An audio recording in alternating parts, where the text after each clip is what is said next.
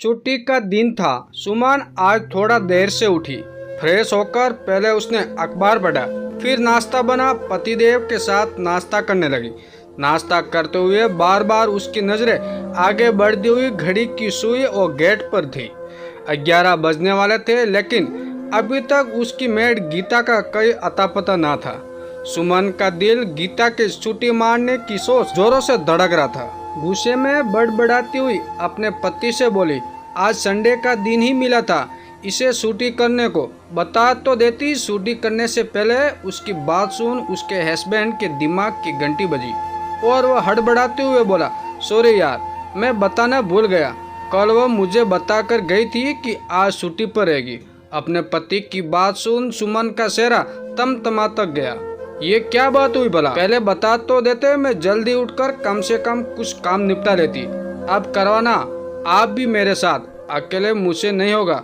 वैसे ही मेरे घुटनों में दर्द है। सुनो, तुम एक बार उसको फोन करके देखो, क्या पता आ जाए। तुम्हें पता है ना, आज मुझे कुछ जरूरी काम निपटाने। प्लीज एक बार कोशिश कर लो, तुम्हारी तो उसे बड़ी अच्छी बनती है। उसका पति बोला, हाँ मेरी तो सहेली है वो, मैं ही उसे ज़्यादा तनख्वाह देती हूँ। बड़बड़ाते हुए सुमन ने कुछ सोच गीता को फ़ोन लगा दिया। हेलो गीता, तू आज आ सकती है क्या? अरे नहीं दीदी, मैं तो भैया को बता कर आई थी। आज की छुट्टी का आज मेरी ननद आ रही है, 12 बजे तक पहुँच जाएगी। वो तू तो जानती है ना, तेरे भैया कितने भुलक्कड़ है, उन्होंने बताया ही नहीं। और देख, तुझे पता है ना मेरे घुटनों में कितना दर्द रहता है। प्लीज आ जा थोड़ी देर के लिए, बस सफाई कर देना, बर्तन मैं खुद कर लूँगी। मेरी तकलीफ समझ। गीता सुमन के यहाँ कई सालों से काम कर रही थी और दोनों ही एक दूसरे का सुख दुख समझती थी। कुछ सोच गीता ने कहा, अच्छा दीदी, आधे घंटे के लिए आ जाती हूँ। गीता ने आकर सफाई कर दी। जब वो जाने लगी तो सुमन ने कहा, रुक गीता, मैं तेरे लिए 2 सूट लाई थी कल, इस बार बच्चे के जन्मदिन पर नहीं दे पाई थी ना तुझे। कुछ बता कैसे हैं? अरे दीदी, आपने पसंद किए तो अच्छे ही होंगे। कौन सा ज्यादा पसंद आया तुझे, इनमें से बता, कौन सा सिलवाएगी? सुमन ने पूछा। दोनों ही बहुत सुंदर सूट है दीदी, मुझे तो समझ ही नहीं आ रहा है, आप ही बताओ। भाई मेरा काम लाना था, अब देख लो, जो तुझे पसंद आए उसे सिलवा लेना है या दोनों ही सिलवा ले।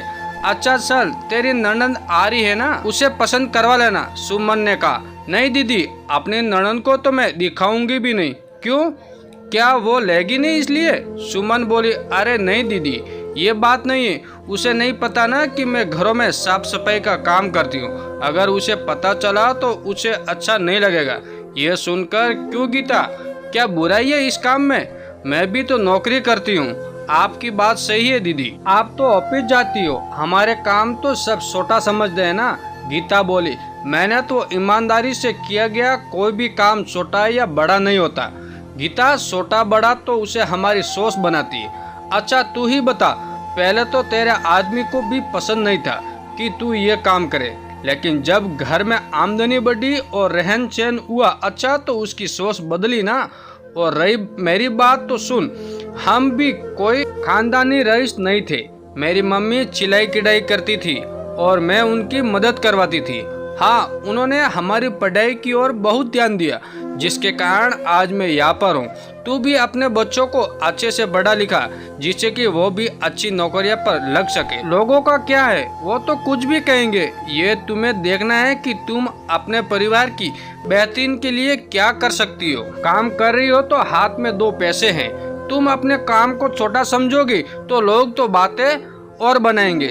सही कह रही हो दीदी आप, इसी काम की वजह से तो मैं भूखमरी और तंगी से बाहर निकली हूँ। आज मेरा परिवार सही से खा पी रहा है और बच्चे पढ़ रहे हैं और मैं ही इसे छोटा समझ रही हूँ। आज से मैं अपने काम के बारे में किसी भी रिश्तेदार से नहीं छुपाऊंगी। मेहनत कर रही हूँ, कोई चोरी चकारी नहीं। चल देर से ही सही, समझ तो आया ना तुझे? सुमन मुस्कुराते हुए सूट का बैग उसके हाथ में देते हुए बोली, पढ़ी लिखी कम हो ना दीदी, इसलिए आपके जैसी समझदार वाली बातें नहीं सोच पाती। हाँ, पर अपने बच्चों को खूब पढ़ाऊंगी। अच्छा चलती हो दीदी, मेरी ननद आती होगी, उसको आपके दिए हुए सूट भी दिखाऊंगी और ये भी बताऊंगी कि मैं भी नौकरी करती हूँ, वो भी घरों में साफ सफाई की। ये कहते हुए गीता की आंखों में चमक और चेहरे का मुस्कान तैर गई। दोस्तों, ये कहानी आपको कैसी लगी कमेंट करके जरूर बताएं और चैनल पर नए हो तो चैनल को सब्सक्राइब जरूर कीजिए।